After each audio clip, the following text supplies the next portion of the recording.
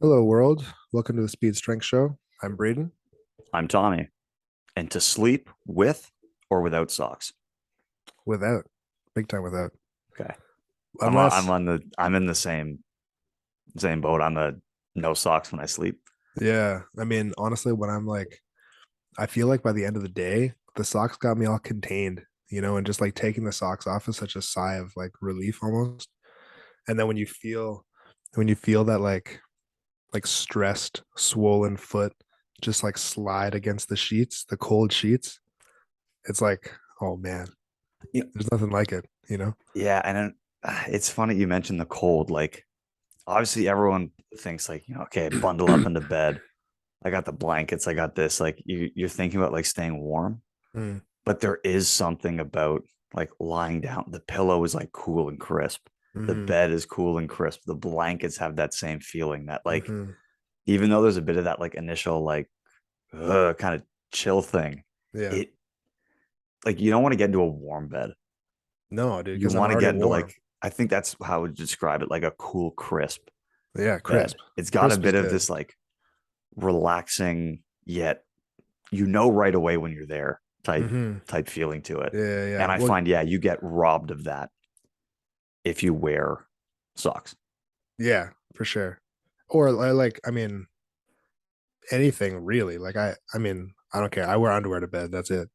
Yeah, I You know. mean, well, try to sleep, like cool. Because if you have like a hoodie on or something and then you Yeah, throw the blankets over top, that's a recipe for waking up 45 minutes after you've fallen asleep. dude, I'll be sweating in like 30 seconds. Yeah, like I wouldn't even be able to fall asleep with a sweater on, No, like definitely not. straight up. It's okay. So it's weird. There's sometimes like if I have a nap during the day, Mhm. I can nap with clothes on and I won't be too warm. And I have no idea why. I have zero idea why. Because it's warmer during the day. But Yeah. I can nap under the sheets with like my day clothes on and I'm fine and I'm Oh, so this cozy. isn't even like lying down on the couch with no blankets, like fall No, asleep dude. for 20 Like minutes. You're talking about like actually like in the bed actively getting the under blankets the and comforter. Yeah. It's great. I have no idea why. But like when I get into bed at night and I'll be like basically naked under the comforter and I'm sweating within like two that's so minutes, wild. and then I'm like kicking one leg out or I'm like pulling the sheets up back so my shoulders exposed, Yeah, like something just to you know? cool you off or whatever. Yeah. And then some other times, like I'll be my full body is like too hot, like I'm sweating, but my feet are freezing, which I think is probably just a blood flow issue. Um, and so then in that situation, I'll wear socks if it's extreme. Yeah, the only reason I thought of it the other day is because like I wasn't feeling super well a couple of weeks ago and I was like knocked out of work for a few days. Yeah. And there was one night where, for whatever reason, I was so tempted. I was like, my feet are cold. I need to sleep with socks. And it got me thinking, I was like, I can't remember the last time I fell asleep with Hmm. socks on. Yeah. Like overnight, like went to bed thinking about I need to put socks on before I go to bed. Yeah. And I was like, I wonder if that's something that like, do most people sleep like sans socks? Or do they like is it like a 50-50 split? I wasn't sure. So I was like, I'm putting that down on the list of opening questions because Yeah. now I gotta unpack this. But I'd never really thought about it because it was always bare feet for me. Like no socks, Yeah. go to sleep. But for whatever reason, whether I was cold or something, I felt like I needed socks on that night to fall asleep because I wasn't feeling super well. Hmm. And I was like, I wonder if like are there people that do this on a regular basis? Are there not? Like I don't know. So I was like, well, we gotta Yeah. ask it in the intro and Yeah. see what the deal is. I would think the majority of people, I don't know how wide the majority would be, but I think the majority would be no socks. I would think. Yeah, that's interesting. That's interesting. I mean, How to are be you? fair, after the whole Zach Well, that's what bathroom like intro, I thought about I'm that. like, yeah, I'm Yeah, like, you know what? Anything could be on the table here. We yeah, could find out we're the only two people in the world that don't sleep with socks on when we go. Like, who knows? yeah, Like, yeah, because I didn't think yeah. That's like right. that opened my eyes to being like, you know what? There's a lot of people out there. There's a lot of opinions. Who knows what we're gonna get into? Yeah, that's right. Like, That's right. That's interesting though. So when like I like the cool thing though. I like that that we're on the same page about that. I when I'm in bed, I want to be. This is the distinction I use. I don't want to be warm. I want to be cozy, and that's like I'm at a comfortable temperature with myself, but I'm all bundled up.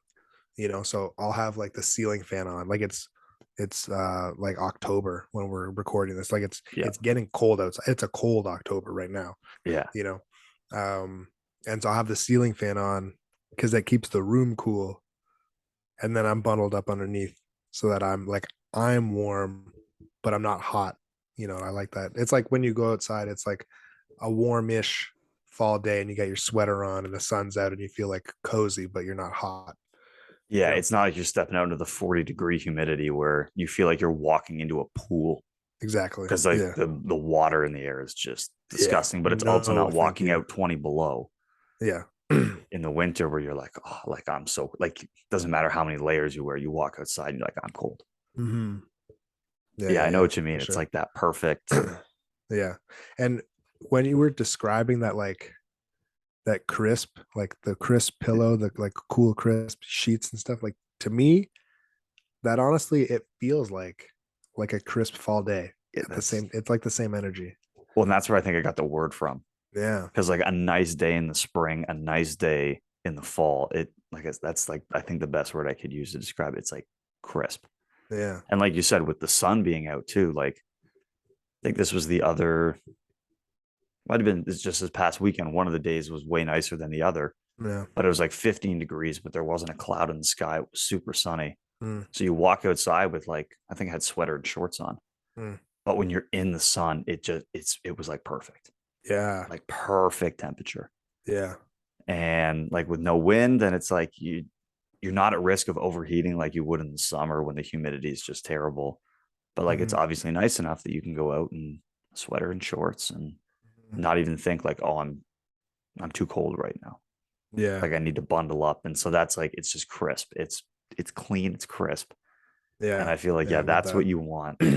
That's what you want the pillow and the blankets and stuff to be when you're going to bed. You Yeah. don't want to like lie down. You're like, oh, the pillow's super warm. The blankets are overheating. Like, I'm not gonna fall asleep now. Yeah, man. Like, And you oh, don't want it to feel like someone put your pillow in the freezer. And no, it's like, that's too much. But like an ice block. And like the moment you touch your skin against it, you're like, like it's yeah. like you get that like ice cube touching your body type Yeah, for shiver, sure. Yeah. Like Yeah. it's gotta be perfect right in between. And I feel like that's Yeah. the sweet spot. And I feel like socks don't line up with that. That's my thought of not wearing socks to bed is Yeah, that definitely. socks rob you of that a little bit so that I don't want to wear Yeah, socks. for sure. For sure. Yeah, I wonder what that is. It is really like and it feels more satisfying after a long day too. Like coaching, like you're on your feet a lot, Yeah. and you come home after that, like long and you take your socks off, you slide into bed. It's like it's just satisfying. I don't Yeah. know. I don't know what that is, but yeah, it's interesting. And that whole like I don't understand the warm or the heated blanket thing for It that reason. doesn't check out to me. Like your body heat warms it up. And that's just I guess if you want the bed warm before you're in the bed. I don't know. But again, It's it weird. takes away that crispness. You can't have Exactly. the crisp with a No, heated blanket. no, you can't.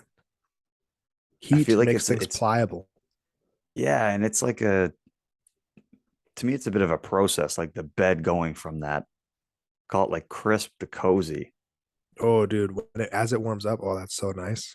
Yeah, so it's kind of like, I'm thinking of it's almost like slow cooking ribs or something. Mm, Like there's a difference between letting it slow cook in an oven for 8 or 9 hours. Like that's the process of making that hmm happen versus if you just slap ribs in, it's super high, you blast it for an hour and then take them mm, out. Like they're different. So I feel like the heated blanket is like yeah, it's like the microwave of like you're just yeah, like, putting stuff in there just to yeah, cook it as quick as you can, but it's not going to cook it like well. Like if you want it cooked well, you have to like yeah.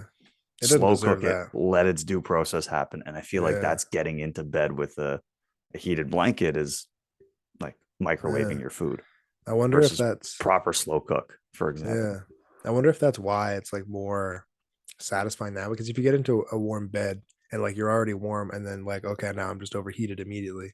I wonder if like you get into a cool bed and you like that you have a chance to acclimate together, and you like the environment adapts to you and you adapt to the environment, and then it's just you end up in this happy medium. Yeah, the synergy is there. Yeah. Yeah. That's So yeah, no interesting. heated blankets, no socks. That ruins the sleep synergy. Yeah, yeah, yeah, for sure. That's interesting. That's interesting.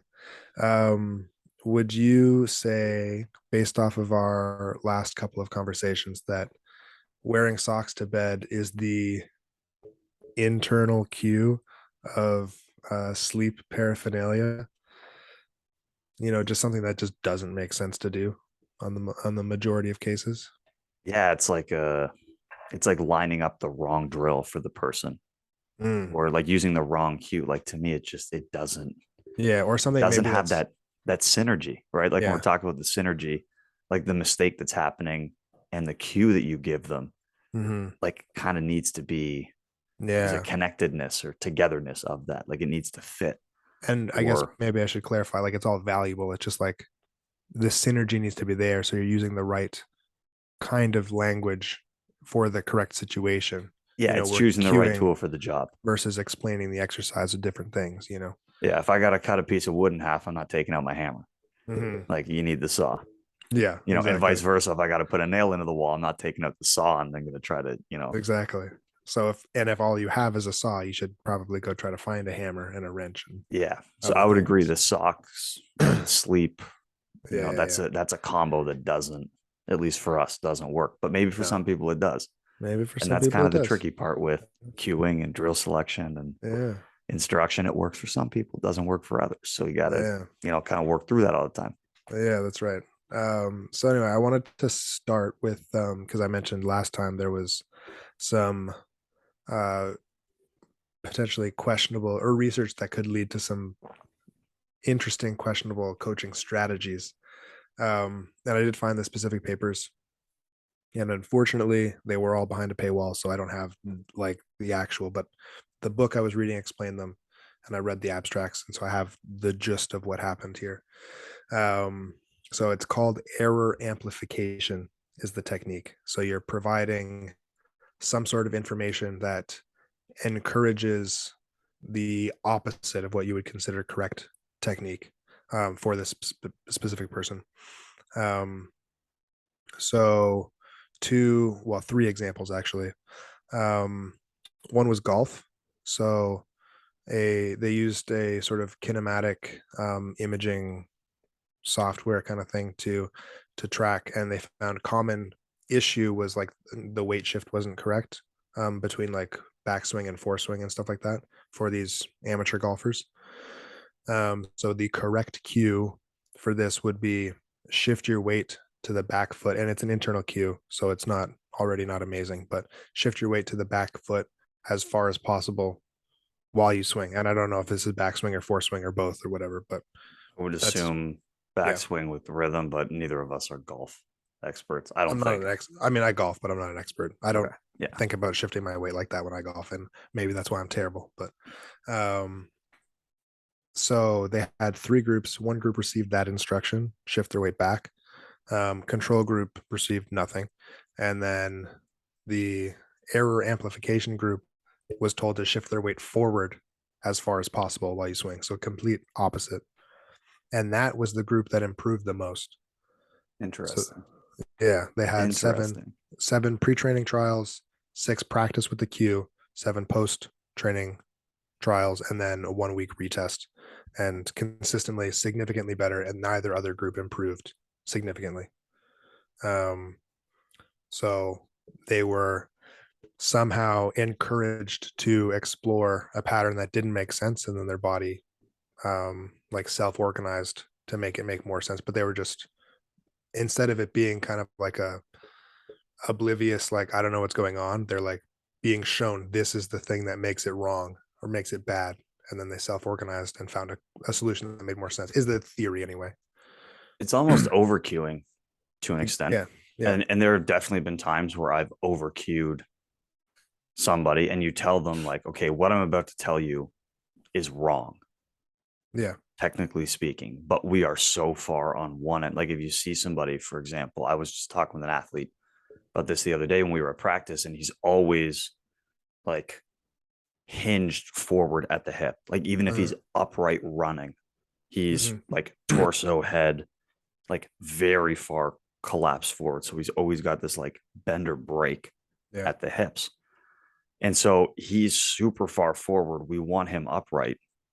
You never, you shouldn't say you never want to tell, but you don't want people to lean back when they sprint. We don't want to be, like driving from the back seat type thing. Yeah. But for this athlete, he's so far forward, by telling him this incorrect cue of leaning back, it actually meets in the middle where he's so far forward. By telling him to Mhm. lean back, it brings him to a relatively neutral position. So, like I told him on some of the drills, I'm like, hey, this is incorrect because we want to be upright. Yeah. But I want you to think about leaning back Mhm. on some of these drills. Yeah. And again, that actually pulls the person back into neutral. Now, then the delicate thing is once they start to get to that position, then you obviously don't want to tell them to keep leaning back because then they'll just end up going too far back. But I guess this sounds like it's similar to like over cueing. And I don't Yeah. know if there's a difference between saying, hey, what I'm about to tell you is wrong, but for you, it might move the needle to a neutral spot Yeah. versus just saying, hey, lean back. Yeah. I don't Because know. then they might associate that with being the correct way to do it as opposed to a cue or a guide to help them to the right spot, like you mentioned Yeah. in that study. Yeah, so and that's the issue. Like, I wish I don't even know if the full study would have explained like the specific language that they used, because I agree there is a difference between I want you to focus on shifting your weight forward all the time versus saying like you're going to do these 6 practice swings where you're focusing on shifting your weight forward and then you're going to return to normal. Like I can't imagine that this is an all the time cue, because then you would end up like enforcing that pattern. But that I the over queuing thing is something that I've used. Yeah, and I find it works. I've only really used it honestly in like a like finding a position or feeling a position. I use it a lot with foot pressure. So if someone's like really on their heels, then like I will first cue, like full foot pressure, or like press a button under your big toe or something like that. Um, and if that doesn't do anything, then, okay, let's just come into this position that's similar to what we're doing, like a squat. Let's come into like a half squat position, shift to your heels, shift to your toes. Okay, let's feel the middle position. Let's find that, Yeah, you you feel know, your end ranges, your extremes that you exactly. could deal with. So you just get more awareness of like what your range is and how to find the middle. So I wonder if yeah, it could work similar to that. It's interesting. The other study, um, it was just like one specific case, where they were working with a speed skater, and there was some sort of device that specifically tracked like ankle dorsiflexion. um, and so with the speed skater, the issue was when they crossed over, they didn't have enough dorsiflexion, so as they were putting the crossover foot down, the toe was digging in, which either slows you down or like you fall Yeah, it basically. causes like a tripping hazard. Yeah. So you want to put the skate down flat. Um, so you need to be able to consistently hit that perfect dorsiflexion range, or like within an acceptable range, to Mm-hmm. put it down flat without falling. Um, so this device tracked that angle and would make a pleasant sound when you're in an acceptable range. And the further you got away from that range, the sound, they described it as sawtooth. So it's like a really like grindy, like Yeah, something that's screechy. not you don't want to hear over and Exactly. over again. So if you're doing it well or you're not doing it well. And so over time, they shrunk the acceptable range so that you're closer and closer and closer to what is ideal. Um, and then they did that for a month maybe, and then they shifted focus after that to, they called it awareness training, um, to where instead of trying to avoid this sawtooth tone, you're trying to make it happen. So you are intentionally like going beyond the dorsiflexion, or like to like you're not going into the dorsiflexion intentionally. Yeah, yeah. um and I think that is just Yeah, same kind of idea where you're shifting focus, like you're trying to do it wrong, and through that you gain awareness of what wrong feels like, and your body kind of will self-organize to protect you away from that, I'm sure as well, you know. Yeah, and like you said, it just gives you all the like the context of the info. Yeah. Like, you know, this is what it feels like to be incorrect. This is what it feels like to be correct. And yeah, you can associate Yeah. like maybe not right away, but you do a rep and you're like, oh yeah, that one felt closer to this not good feeling of how this Yeah. rep or this movement is supposed to be.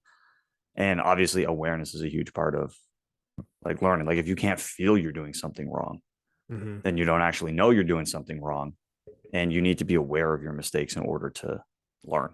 Yeah. Like one of the best things you can get is when an athlete comes back and you're about to say something to them and they go, I messed up A and B. And that kind of like ruined the rep or whatever. And you're like, I don't care that they did the rep wrong. They know that they did it wrong. They're learning. They're aware of the movement. They're aware of what Hmm. they're doing. This person has a better understanding of what we're trying to accomplish. Like that's one Yeah. of like that's a great thing to have. So I think this over cueing or this awareness training, like they're talking about, it it helps open up the opportunity for somebody to learn how all these different movements feel, and I think gives them a better understanding of how they perceive correct and incorrect for the movements, which is again helpful because if they're aware of their mistakes, that's going to allow them to learn and make Hmm. changes. Yeah. Yeah. Absolutely. Absolutely. So as I'm, talking through these things, I'm seeing more application of how these things could be used. Um, and yeah, like, it was the same situation where that second phase of training worked better than the first phase of training and better than, instruction by itself. And this speed skater had been, trying to solve this issue for a year and then finally found success with this error amplification method. And the one other study I found that wasn't in the book was related to relearning how to walk after like a neurological event, Okay. probably a stroke, but I don't know. And they found that error amplification worked better for more skilled subjects and worse for less skilled subject, which makes sense. Um, they did also find because they were training not using walking specifically, but like it was, I think it was something to do with like you had to follow a target on a screen with your foot or something like that. So it was like mimicking the movement of gait, but not actual gait. Yeah, the Um, focus was elsewhere, kind of like that yeah, external focus we talked about before, where it's like you're not actually focused on, you know, yeah. But like it just like they're not actually trying to walk. They're just doing the movement that is like walking. yeah, that's going to get them Um, to get the foot to the target where it needs to yeah, be. And then as long as they do it that way, then yeah.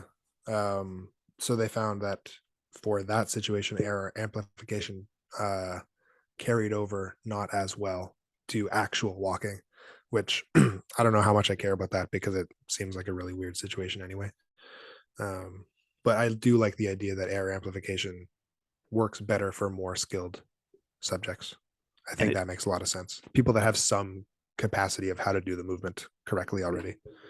yeah, because then again, you're just giving them kind of the other end of the spectrum. Presumably inexperienced or novice people have more ability on the I'm not doing it right Hmm. side of things than they are on the I'm doing it correctly Yeah. side of Yeah. Yeah. things. Yeah. So you're letting them You don't you, need you to introduce more inconsistency to the system. Yeah. yeah, exactly. You kind of show them the other end and then when they come back and now and same thing with higher performing learners, they've probably spent more time and have more experience on the I'm doing this correctly side of things. And now you challenge them by bringing them back Yeah. to doing the movement differently. And so again, you're just, I think you're introducing challenge to the system and how it Hmm. organizes to create movement. And in this case, you're just basing that on the experience Yeah. level or the training age of the individual. Yeah.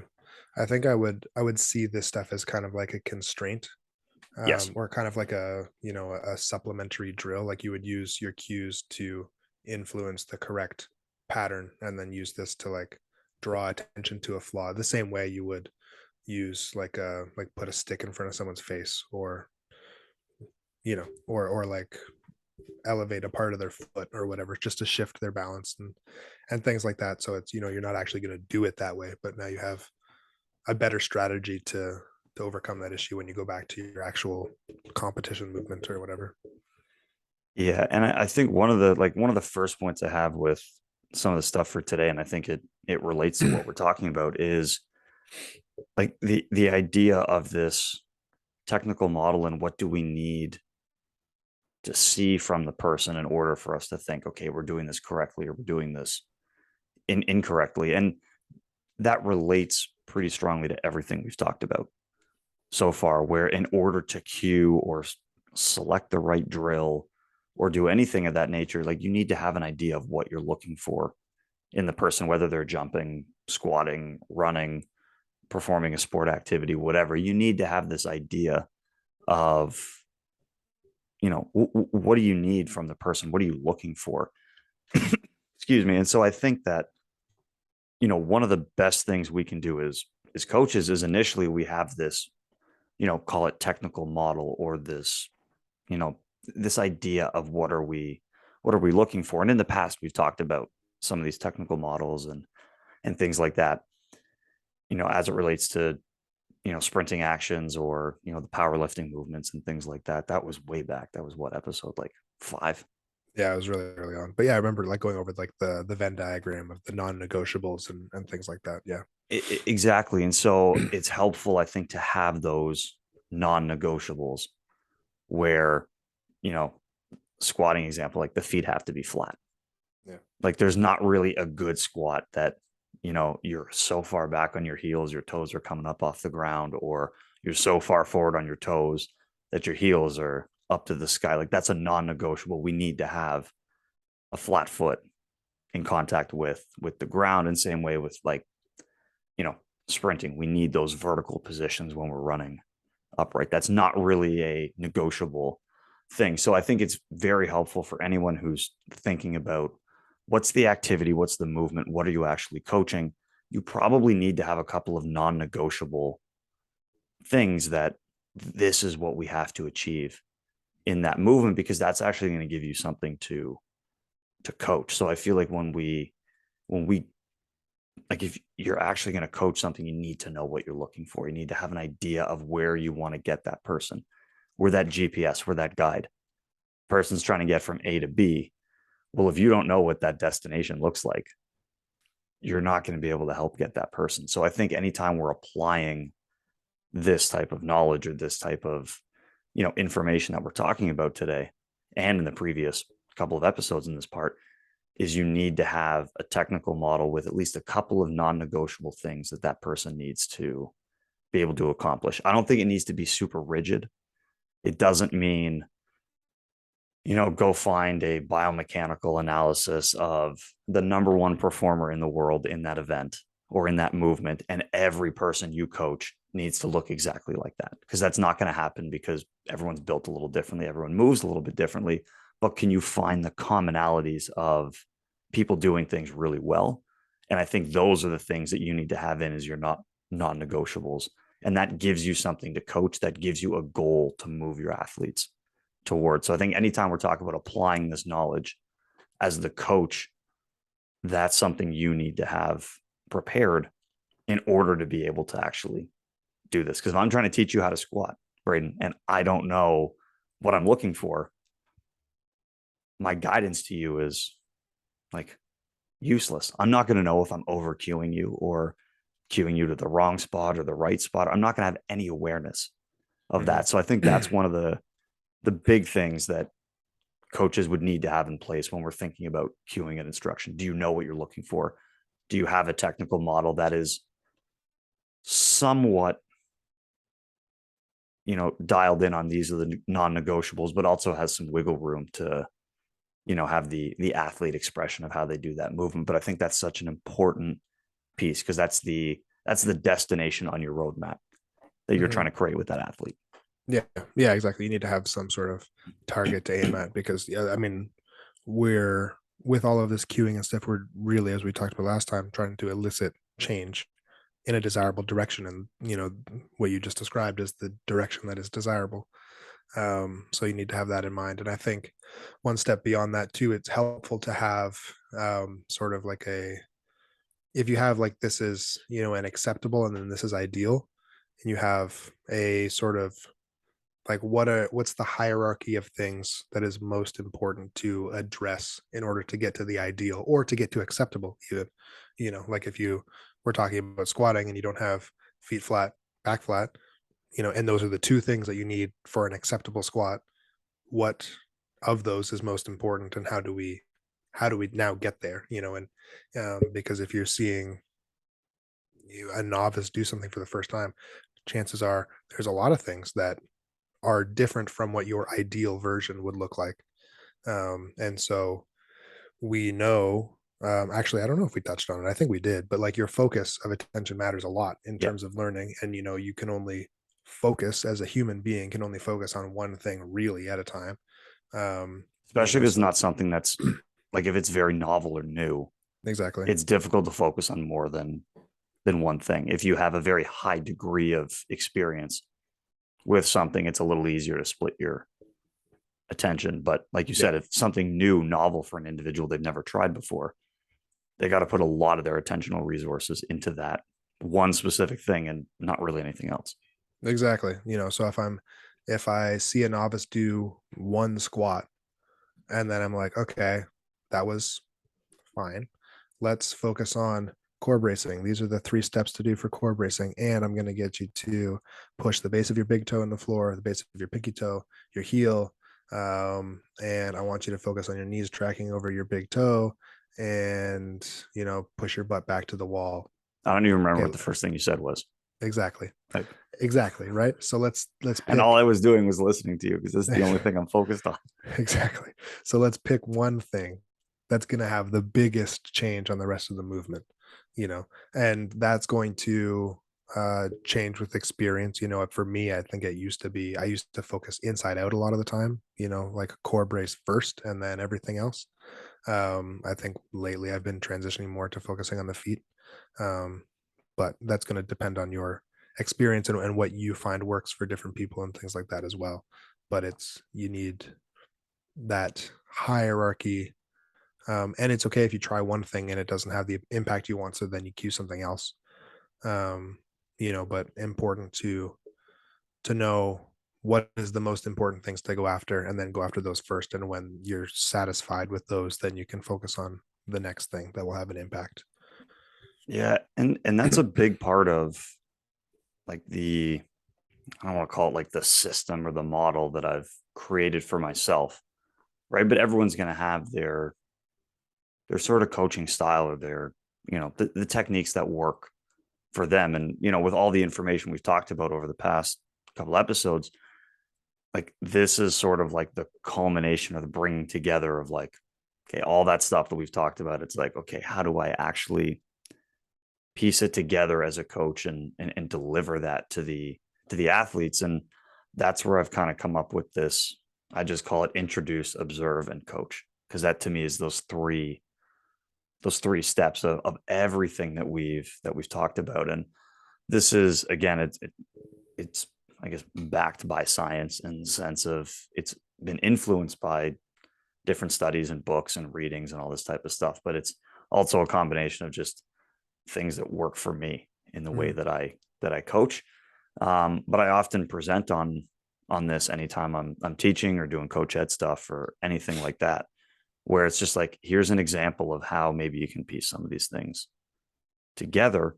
And to me, so like that introduce, that's always the first part of what you're doing. You need to introduce or show people what it is that you're doing. And I really love the stuff from Winkleman's book on this, where internal cues are great descriptors and external cues are great for getting someone to understand the goal or the outcome of what you're doing. So in the introduce, I always try to, show the movement and describe the movement with internal cues, just a couple, like, here are some of the movements you're doing.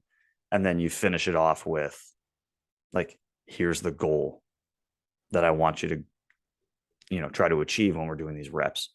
And then boom, we're off, we're going. Try to keep it short and concise. Maybe there's some safety things that you have to, talk about. But if I'm out there doing like acceleration stuff with a group of kids that have maybe never done formal track and field training or done formal acceleration, I might just say, hey, we're doing some 20-meter accelerations. I want you to get from, you know, the first cone to the last cone as quickly as you can. And you're going to run in this lane and you're going to walk back in that lane. And then I might, give them one external cue of I want you to gradually rise taller and taller as you go through the run, or I want you to build the rhythm of the run. The steps will get faster and faster. I'm just giving them that one of those things. And then, okay, like go have at it. So I've taken maybe less than a minute to describe this drill to them. They're off and running. And then I think there's a ton of value in that observation you talked about just before.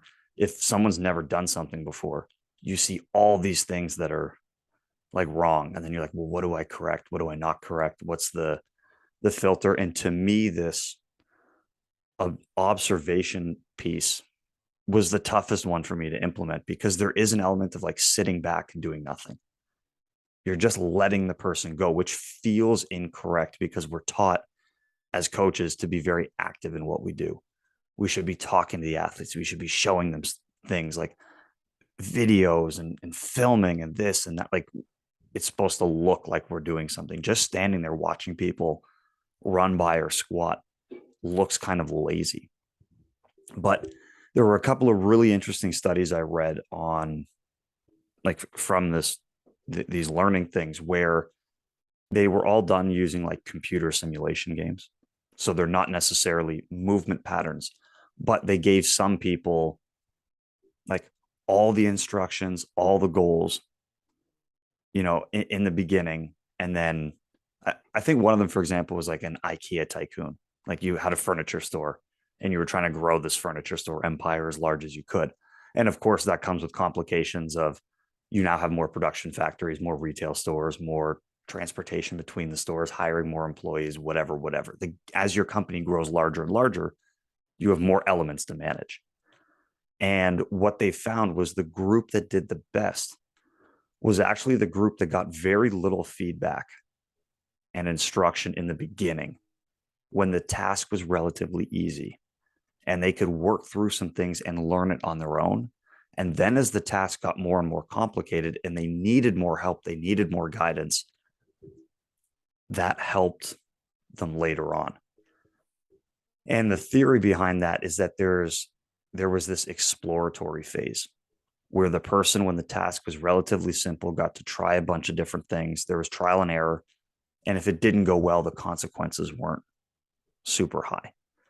And that allowed them to, focus on what they were doing and have a bit of self learning. And so I do think that there's value in that for us as coaches, to give the athletes some of that exploratory phase. And so that's why I kind of have that: introduce the drill, let them go with it, and then observe it. Because if you give them something that's appropriate, if it's just a plate squat or an arms out squat, the load is not that high. If they do a couple of crappy reps, they don't have 3, 4, 500 pounds on the bar. I'm not talking about having people spiked up, coming out of blocks, running 60 meters down the track, and a hamstring might explode. We're doing 10, 20-meter acceleration in flats, maybe up a hill, something relatively safe. And you let the athlete explore, let the person, the client, explore the movement. And then what you might see, hopefully, is this self-organization, where on the first rep of the squat or the run, you're like, oh, there's like 10 things wrong with that. Like, what do I do? But you've given the person enough reps. You've taken a step back. Maybe by the time they do their sixth run or their second or third set of squats, you go, there's only a couple things wrong now. They've self-organized based on the goal that you've given them. They need time to figure it out. And now, with 2 or 3 things wrong instead of 10, it's a lot easier to hone in on that final stage, which is then actually coaching the individual. And then you say, hey, you're doing a great job of whatever. This is now what I want you to focus on.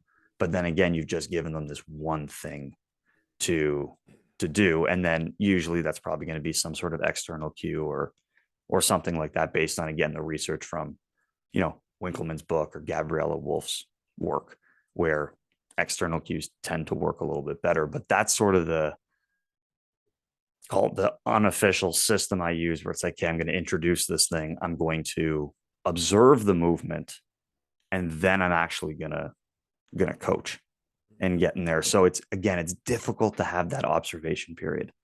Like, it's difficult to sit back and do nothing, because then people perceive you as actually doing nothing. But really, what you're doing is you're watching the athlete in that self-guided learning process, so that you Mm. can then provide them feedback. So yeah, that's kind of my, you know, rough system that I use, and just introduce, observe, and then jump in and coach. Yeah, I mean, and that I like that. It's very similar to like how Winkleman described things in his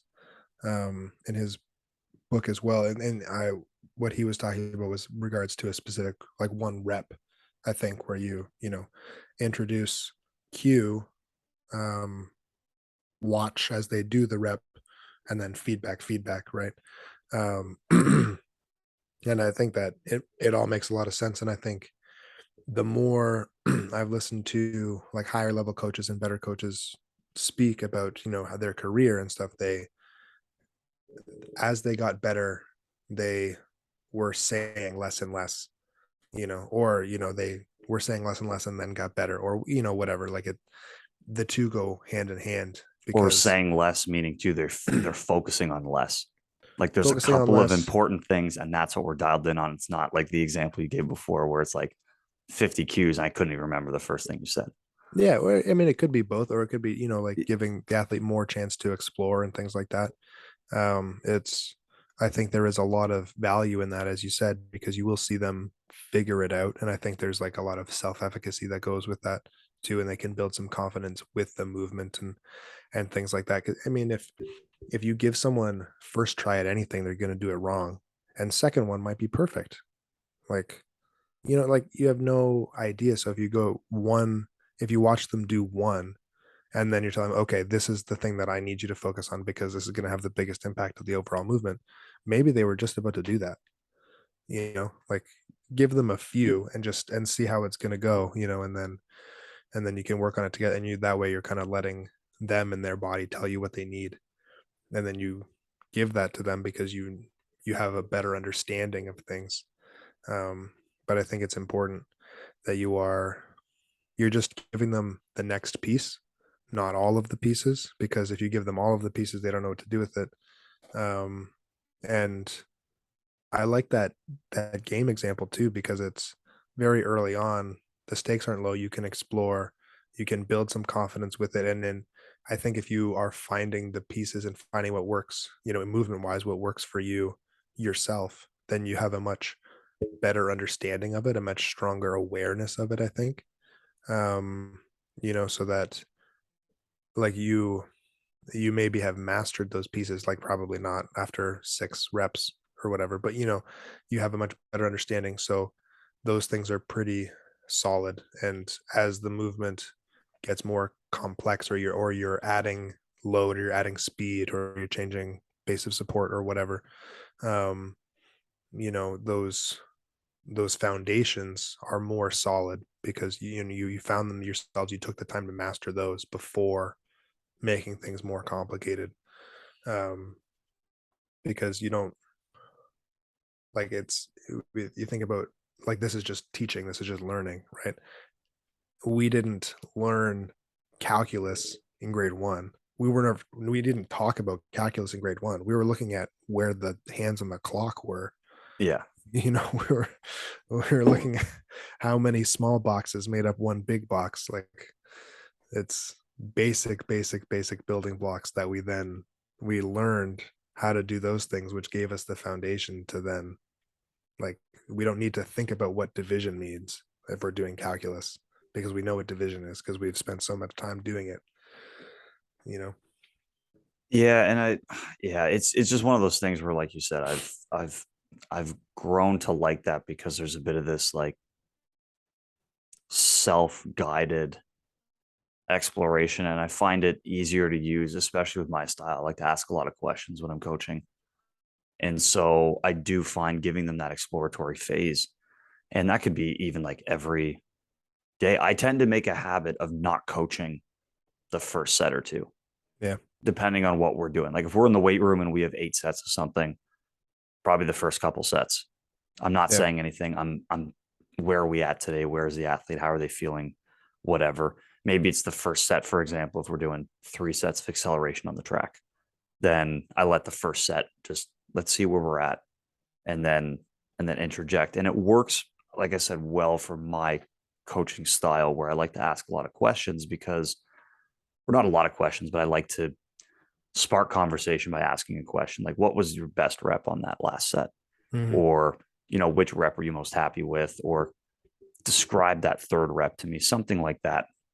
Because by giving them that exploratory phase and giving them the opportunity to just free of outside instruction, focus on what they're doing, I do think I get better answers back from the athlete. Because if I tell them, hey, do this and that, and then I say, which one was your best rep? And they go, oh, well, that one because I did this and that. They're just reusing Hmm. my coaching cue or my instruction.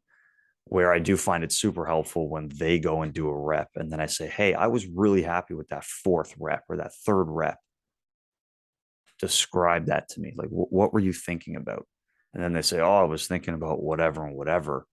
Then I know, okay, the word snappy or the word, whatever is they're associating that with that movement. So then on a day where we're maybe not doing things as well, you can come back and use their language and say, hey, I need you to be more blank on this red. Like I need your foot contact to be snappier, or I need your your push to be explosive, or I need whatever. You're coming back and using their Hmm. language. But if you don't give them that chance to explore, they're never going to have the opportunity to create their own language for things because they're probably just going to reuse your language because that's the easiest and most readily available Hmm. thing. So again, this for me works really well for my coaching style because if I want to ask them questions and get feedback from their perspective, I need to give them the time and the opportunity to Hmm. explore that movement. And, again, it works really well for me. It's been tricky sometimes the first couple of weeks where I'm in a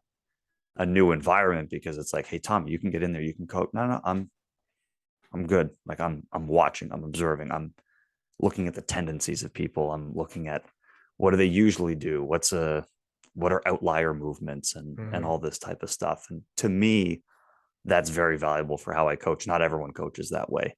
So I wouldn't say just cut, copy, paste this example. I'm simply providing it as an example of how you can kind of piece this information together with your coaching style to come up with something that might be usable for you because we have talked about a lot of things these past few episodes. Hmm. There's, cueing, instruction, motor learning. How do we perceive things? Drill selection. Like there's so many things we've encompassed in this Yeah. that for me, this was a great way to kind of organize all that information into something. Okay, I introduce, I observe, and then I coach. And it Hmm. was an easy way for me to kind of embody all these elements we talked about, Yeah. with the only thing not being super clear on this is, what drill or activity are you selecting? But I think if you can select the appropriate drill for the athlete level or the skill you're trying to teach, then you introduce, observe, and coach the drill that fits that Yeah. goal. And that's going to vary based on the athletes and their skill level in the sport and all that type of stuff. But Hmm. again, it was just a way for me to help kind of compile all this information together in a Yeah. usable way where I didn't feel overloaded when I'm there live in front of the athletes doing stuff. Yeah, for sure. And I mean, I think it's valuable too to hear your rationale behind that because I think if people can get behind that rationale, then they can get behind that strategy too. And I personally think it makes a lot of sense. I try to do it similarly when I remember to do it that way because I think we all have a tendency to we have to fight the urge to overcoach and over explain sometimes. And um, and I think maybe part of the reason that we don't want to be just standing back and watching is is A, because we want to correct, we see things that are wrong and we can, we think we can help, so we want to help. We got to get a better sense, obviously, of is that actually wrong? Is that good for them? Is that wrong for them? Is that random? Is that consistent? Um, and a need to feel useful or valuable. And like this, actually, I thought about this earlier in the conversation, but um, I think if you are coaching all the time, giving people all of the answers at every step of the way, you will build very dependent athletes. And if you want that, then go for it. I don't want that. I want an athlete that's going to do things correctly when I'm not there. I want an athlete that's going to do things correctly in their sport. Um, I want. I An think it would be. athlete that can ride the bike without the training wheels. Yeah. I think it would be great if an athlete comes to me one day and is like, "You've taught me a lot. I think I'm okay. I think I can take it from here." You know, awesome, awesome. I'm here if you need any advice going forward. But yeah, I did my fucking job. That's what I You mean. You know? did exactly. You made, because at the end of the day, like you can't hold you can't hold someone's hand in sport. You Exactly. can't go out there and help them if they put 700 pounds on the bar and they go out there to squat that in a powerlifting meet. They're on their own. You Hmm. can't go out there and help them lift it and then be like, "Oh, great job, you lifted 700 pounds." Yeah. I can't take over for you halfway in your 400 Hmm. and oh, you run the first two, I'll run the second two, and then you'll be, you know, super full of energy and you'll run a great time. No, like you have to get out there and run the whole race Yeah. yourself. And so if we create athletes or work with athletes and develop them in a way where the training wheels are always on, come competition when the training wheels are forced to be removed, that's usually when you get that dumpster fire Yeah. that comes up. And Yeah. so I Exactly. completely agree with you that if an athlete says, "Hey, I'm ready to go," or the coaching almost becomes conversational. It's like you've done your job. You've given that person the tools to do what they need to do. And you're simply there to help guide them along. Like that's the ideal Yeah. scenario because no matter how we cut it as coaches, our job is done the moment the whistle's blown and the game starts, or the gun goes off, or Yeah. the bar is unloaded and the safeties are gone. Like you, the athlete is on their own at that point, and there is nothing we can do in that moment to influence what happens. Hmm. But we could have done everything in the time leading up to that to Hmm. influence what happened. Yeah. Exactly. And so I think that's important to keep in mind. And I like your simplified system for sure. And over time, you develop that language. You develop like these are the cues that tend to work well for this movement or for this athlete or whatever. And the drills that tend to work or you provide a cue and you focus on that for a couple of months and then they're like that looks great, let's focus on this now, and you never need to revisit that again. So you over time it becomes less of like an exploratory thing and more like we know what we need to do and we're doing it. um and I think as long as you are seeing the change you want to see, um then you're good and you just keep on it. And if you are not seeing change, either that means you've completed your task Yeah, because or all the reps are perfect. And it's like, all the okay, reps are perfect we got to and challenge you more. exactly. Or this is not addressing the thing that needs to be addressed right now, or it is addressing that thing, but it's way too challenging and they can't figure it out. That's those would be the three examples. So, um, I guess how would you approach that situation? Let's ignore the everything is perfect, because then you either would focus on a different aspect if a different aspect needs to be improved in the movement, or just do something more challenging that's basically a progression of what you were just doing. Would be the two ways to approach someone's doing all the reps perfect, I think. um but if someone isn't doing all the reps perfect and they're not improving, my head goes to one, do you have the physical capacities to do this movement well? Like, are you strong enough? Are you able to relax? Do you have the mobility? Things like that. And if you can test those things, which those things are very testable, and then you find your answer, then okay, now we need to go do some hypertrophy work, or we need to do some mobility work, or whatever, and then you can come back to it later. If that's not the issue, then probably the cue or the drill just isn't addressing what you need it to address, or it's too complicated. Would be the two things that it could be, you know. Yeah, I mean, I'm kind of in a perfect example of that right now, and I would agree with you. It goes to one of two places: either we lack some sort of ability, whether that's like you said, a physical quality like strength or rate of force development, or mobility or something like that. There's some sort of structural or like biomotor ability that we lack, that's holding us back from doing the movement. Or Which I like you said, it's simply the wrong drill or the wrong focus, and it's not clicking for that mhm, person. And so I'm kind of in the middle of that right now with some of the coaching, because we are in a phase where we are working on developing high levels of strength in the weight room. We are loading heavy right now. This is probably the only opportunity we'll get to load heavy, because then when we get into November, December, speeds on the track, speeds on the runway, jumping, all that stuff becomes far too fast and rapid. We can't afford to lift slow and heavy in the weight room. We had that opportunity to develop that strength, and now we're moving on. So of course, with common things you see with younger or weaker athletes when they're accelerating, is you don't get that hip extension and that piston action push. People are very spinny. They kind of run like the road runner, mhm, and they turn over really quick, but they don't cover any ground. They don't mhm, project and move forward.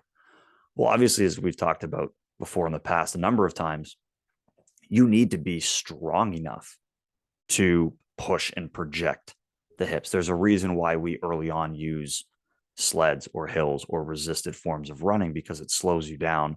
It forces you to push and extend and try to, push through the hip and project the hips forward, and be patient with your steps.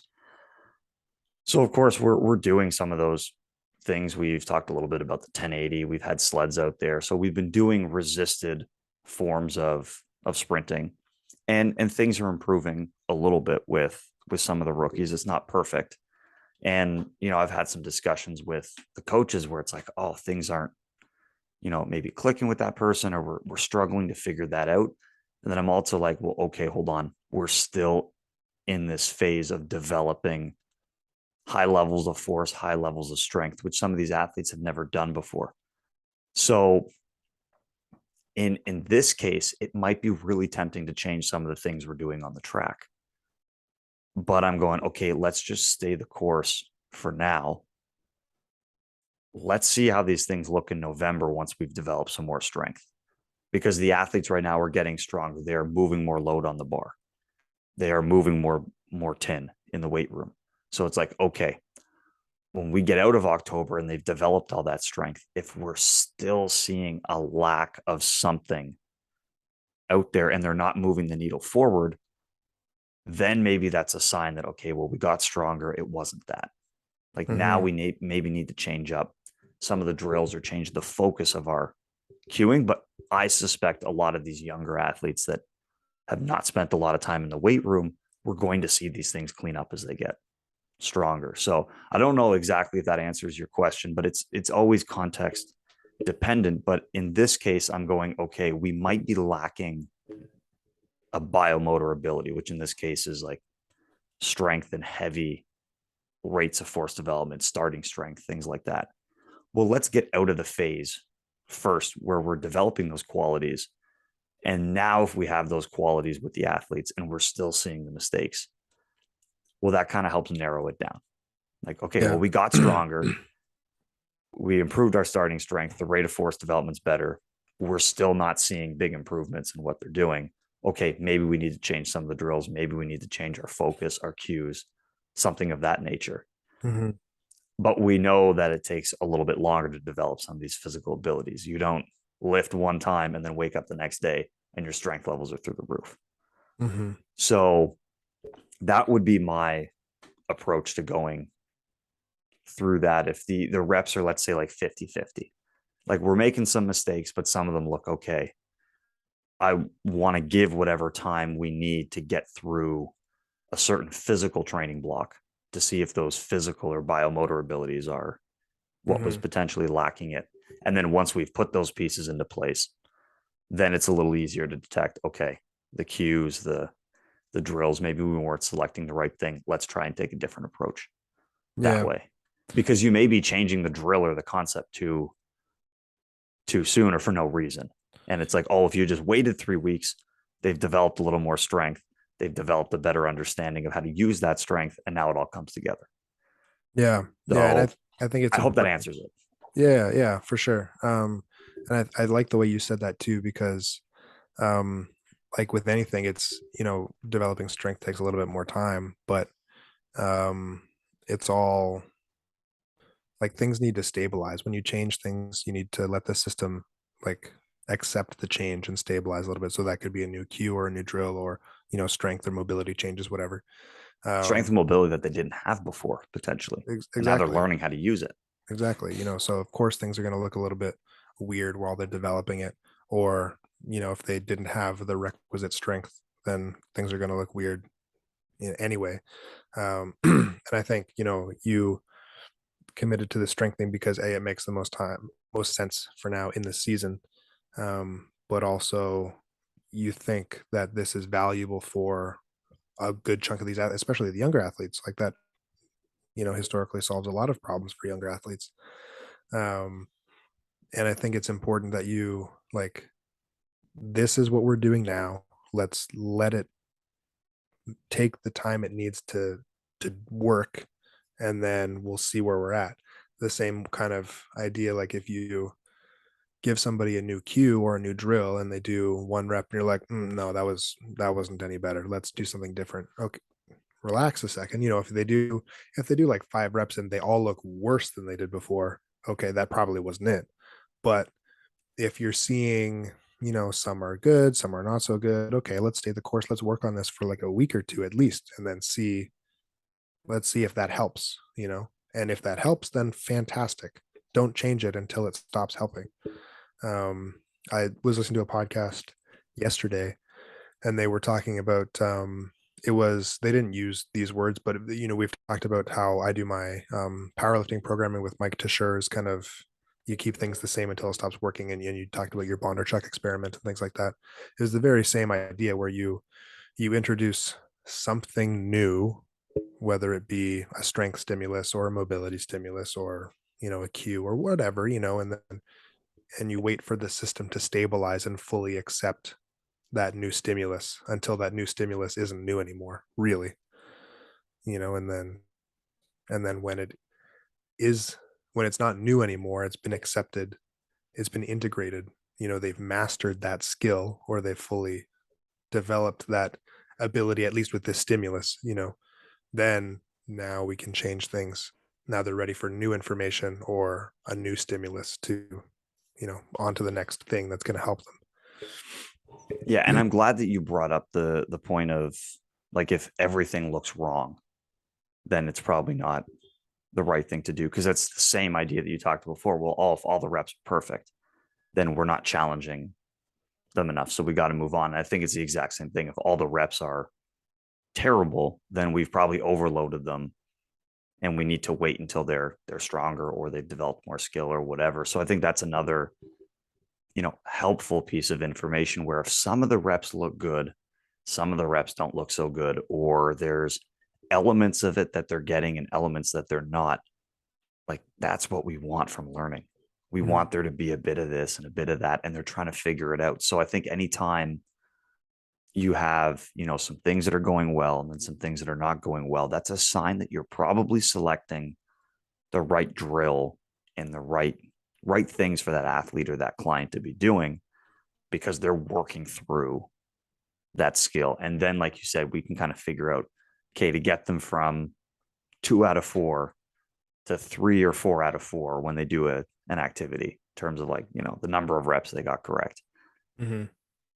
We play around with the cues a little bit, or we wait to see if, what happens when they develop some new physical abilities. I think that's another, I think a sign where if you have a bit of that good and bad struggle, that's a sign that you're probably in an okay place from a coaching programming or prescription Hmm. perspective, because then the athlete's still figuring some of it out. Yeah. You don't want them on one extreme or the other. Yeah, exactly. So I'm glad that you brought up that point, that it works on both ends. If all the Hmm. reps are perfect, we got to move on. If all the Hmm. reps are incorrect, we got to move on to something different. Like we Yeah. can't be in one extreme or the other. There needs to be that challenge for the person to learn. So Hmm. I'm very glad you brought that up. Yeah. And okay, so we're at basically the end of the episode now, and I feel like there's a lot more we still could talk about, you know. But I think this is maybe a good place to kind of sum up. So like last thing I want to we'll talk about is we did talk a little bit about how people go from beginner to expert kind of a thing. And so you're obviously starting a lot more simple and slower and low load and maybe low range of motion and um, very um, like basic, not focusing on a lot of things, just one little thing, one simple cue, um, high like repetition practice. And then as you progress, you're going to more variability. You can focus on more specific things. You're doing things faster, less stability, higher loads, however you want to progress the movement, um, and things like that. And more randomness, more openness, depending on the sport. Um, so that's like a general trend of how you would progress somebody and influence their learning long term. Um, do you have any sort of like guidepost or like a system to determine like where do you stand? Like, does this person need a cue? Does this person need a different cue? Does this person need a physical restraint or um, like an imaginary restraint? Or a, a cue that encourages exploration or a cue that encourages like this is how to do it correctly kind of a thing you know um yeah, well, like where do you stand on that? Like it's obviously very individual, very hard to navigate, and a lot of it comes down to experience, but if there's any takeaways, that's helpful. I'm a big fan of constraints. Yeah, me too. And I guess the thing that sparked, that's usually my answer, but the rationale I'm going to give is based where you talked about, oh, you can, start slow, limited range of motion, whatever, and start to build up over time. One of the really nice things about constraints is that you can kind of do both. Like if I get somebody, for example, to sprint up a hill 10 or 20 meters, the output, the intent can still be like full. Hmm. They are moving as fast as they can. The intent in terms of I need to push into the ground, I need to attack the ground with my foot is all still at 100%, the same way it would be an acceleration. I've Hmm. just simply capped your velocity output because you're going up a hill or running with a sled. Hmm. And I think one of the things I like most about constraints is that it allows for the intent and the purpose behind something to still be very high or match how it actually is in the true activity. But then it's simply the output of something that has been held back. Because again, I think it's one of those things, you get this artificial success when you do something really well that's like very slow and controlled and different than the movement. It's like Hmm. it's very easy to hit all the right positions in like a wall march on the drill, Hmm.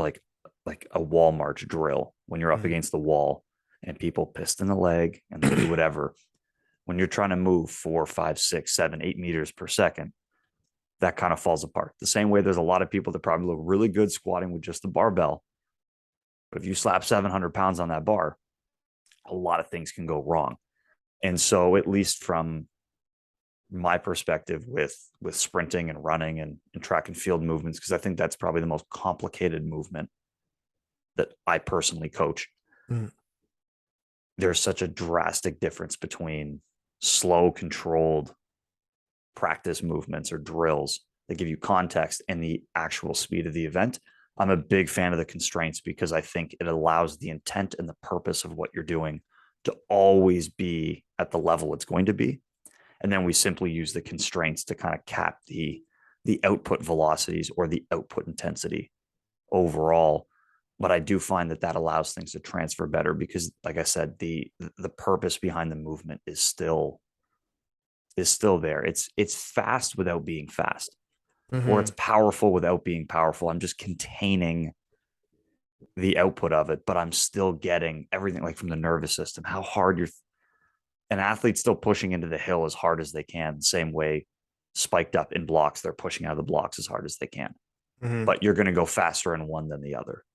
But I Mm-hmm. find the intent and the purpose transfers really well. And so that's why I really like those constraint based drills and approach and for that type of activity. And I don't Mm-hmm. know examples in other sports. I'm sure soccer coaches, football coaches, rugby, baseball, whatever. I'm sure there's coaches out there that have examples of that in other sports. But that's my personal, uh, you know, approach to that because I do find there's such a huge disconnect between slow controlled drills and then the high speed activity that we're doing. That Yeah. constraints allow me to best blend those two things and make it safe and easier to learn in the beginning, but still relates close enough to the end goal that things don't magically fall apart Mm-hmm. when we ramp up the speed or the intensity too high. Well, yeah, I mean it's too far removed, I'd say. Yeah, like the wall march to the sprint is too far removed. So there needs to be steps in between. If somebody can't do a good wall march, then probably start there. But yeah, there needs to be steps in between. And I'm also a big fan of constraints as well. It to some extent maybe depends on your resources and what's around. But Well, that's the beauty of the constraints. There's no right or wrong. There's a number of ways you can achieve the same thing. yeah, oh yeah, for sure, for sure. But I like constraints in the way that you can put somebody in a position to that makes it very easy to do the correct thing, and you don't necessarily need to give them a goal, but you don't tell them how to achieve it. And because it's very easy to achieve in this situation, then they figure it out, and then they gain that understanding, you know, like I've been learning more about biomechanics and stuff lately. And so if the body doesn't want to move in a specific way, like that, these movements are all locked up, and it's helpful to have more options. Movement options is a big thing, right? um and so if you don't want to move that way, if you have someone move very fast or under very high load, then of course they're not going to move that way.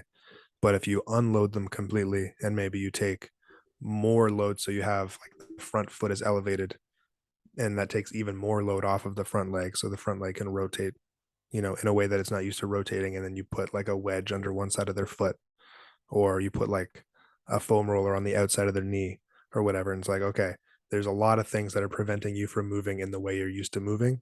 It becomes very, very easy now to move in the way that that we're trying to get you to be able to move in. Um, and same kind of like if you were applying it to sport, like you mentioned rugby, we used to do like 2-on-1 drills all the time in rugby. And it's a drill for the offense to see like where is the opening, and there's only one person and there's two of you. One of you is going to be open. It's a 50-50 chance. Like if you just flipped a coin, you'd get it half the time. Right. Um, so then that makes it very, very simple. And then you expand it to a 3-on-2 kind of thing, which it makes it a little bit more complicated, but it's still not that tricky. And then that's the step in between. Now you've got a full fly line of 7 people, and hopefully you've created an overlap where you're like got a 7-on-6 situation. And now it's a lot trickier to find that opening, but you've worked your way up to that point. um and just telling someone like, hey, find the opening, is maybe not going to get them to recognize that opportunity as well. Yeah, it's maybe not um enough, but if you could try to potentially put like limits on the space or where they're starting from or whatever to help encourage, yeah, I would imagine. yeah, for sure. Again, I don't coach, rugby, so I don't know for sure, but I imagine Yeah. that, starting X number of meters apart, being closer or farther, that would all change the difficulty of the Yeah. drill. And that's a constraint that you can put in, like, hey, you're going to have to start closer together. You're going to start further apart. That changes the speed. That changes this. Hmm. Like, you've put something in that they can't change. They just have to work around it and figure it out. And so I imagine you could put things in Yeah. place to try to encourage them to find the correct way of doing it. Or in this case, like finding that opening, finding the open Hmm. teammate. You Yeah. could skew things in favor or not in favor of, Yeah. finding that. Absolutely. And I think us as coaches, it's like we talked about in, you know, one of the last two episodes, that it's a lot easier just to say things and just to keep saying things and just to put the information out instead of delivering the information in a way that's easy to receive. Which is really what the job needs to be. And if you are um intentful in practicing that, it becomes easier over time, and you develop like when I started trying to give more external cues, like I had to really think like, okay, how would I actually handle this situation? Because I don't know. I'm used to dealing with it in this way, and then you develop a few cues that work for common issues that you see. And then, over time you got a pretty solid repertoire. Um, and you can deal with most situations. So it just And of takes course, the constraints aren't practice. perfect, Yeah. but And you you can you change work them. through what works, what doesn't work. Yeah. There's definitely been times where I put constraints into play, and then I'm like, oh, this is teaching them the wrong thing. Yeah. And then you Like, just change them. and you just change it. And so for me, I like a little bit of the challenge Hmm. of that as well. But again, that's personally what I use. It works well for me, but they, Hmm. they aren't perfect, and you do need to trial and error a little bit. But I mean, I guess, maybe one of the best ways to summarize it, like the whole series we just had, is we've talked about it's okay for the athletes to make mistakes because they learn and then they get better. I mean, it's okay for us as coaches to try something and it doesn't work, and we learn Yeah. from it and we get better, and then we come back and do Yeah. something different. So every session doesn't need to be perfect. Every drill doesn't need to be perfect. Hmm. From our perspective, as long as we're learning something and adapting, then Yeah. I think we're allowed to have the same affordances Yeah. as the athletes in You that gotta. case. Yeah. So If you can't succeed if you're always trying not to fail, like I it's completely seemingly unrelated, but I was talking to my brother about like food preparation. He's been experimenting with making different hot sauces and like how to perfect chicken and things like that. yeah, Um, and for me, like I like cooking, I like eating good food. But if I buy a nice steak, I'm not trying to mess it up, and for that reason the recipe is always the same because I know it's good, and I'm never going to find the best, but I'm also never going to make it terrible, you know and so having the freedom to explore what could be really good, what could be better, and realizing you might make some mistakes, and that's okay, giving yourself the freedom to make some mistakes so that you find what's best, because you want to give what's best, right? yeah, that's a perfect example. And like I said, we've talked all about, the athletes being allowed to make mistakes. And It's good. I think we're, as coaches, we're allowed to make Yeah. some mistakes too, like within reason. Yeah. Um, Yeah. but certainly picking the wrong drill and then be like, that didn't do what I wanted it to do. I'm going to try something different. That's a completely acceptable mistake Yeah. from Yeah. a coach. I think that's very forgivable. Yeah, for sure. Um, And just be you know, open about it. exactly. So Yeah. I like that. It's kind of the cap for this is, hey, it might not be perfect, but give it a try, give it a go, see what happens, Yeah. and use your knowledge and your experience to decide if it's worth continuing or not. But you'll never know unless you try it. Yeah. So, like, go for it. Absolutely. And another thing that you talked about a long time ago that could potentially work as a constraint for sprinting and stuff was music. You talked about the rhythm of the strides increasing and things like that. And One of my favorite cues. yeah, One of my favorite cues. yeah. And I think it's just So because I'm such an auditory person. So it doesn't work again, it doesn't work for everybody. yeah, and I mean the song choice would depend. And so yeah. Anyway, what were you listening to this week, Thomas? So I was a little bit more back on on the punk train. Hmm. I was listening to a little bit of Rancid, Dead Kennedys, the Descendants. I think I've talked about some of those bands before, but I was encouraged. I came across a clip from SNL with, you know who Fred Armisen is? He Mm. was on SNL for a number of years. I think he's a voice for one of the characters in Big Mouth. Okay, Um, sure. he's like a relatively well known comedian, but he was on SNL for a number of years. He's a huge punk fan. To me, he's a musical genius. He loves to work music into his Mm. comedy. So there's a number of skits he has where he's like playing punk rock personas. Mm. And so there's this one of the punk band reunion, and it's him, Bill Hader, uh, I think Ashton Kutcher, and then Dave Grohl is like the musical guest. Dave Grohl from the Foo Fighters, Nirvana, Mm. and things like that. And they put together this like punk band reunion at their kid's wedding, and they think they're going to play something soft and gentle, and then they're kicking over the tables and they're Yeah. smashing the wine bottles and all that stuff. And so I was like, but the song is really like, it's actually pretty good and Mm. catchy. Yeah. And all of Fred Armisen stuff is like that. So then I was like, oh, I'm listening to a bunch of punk that kind of sounds like it was influenced by that. So I was just kind of I randomly came across that clip. I love that skit that they do. It's one of my favorite ones. Mm. And I actually wish that like Fred Armisen would start a punk band. Like that would be amazing. I would Mm. love for him to do that.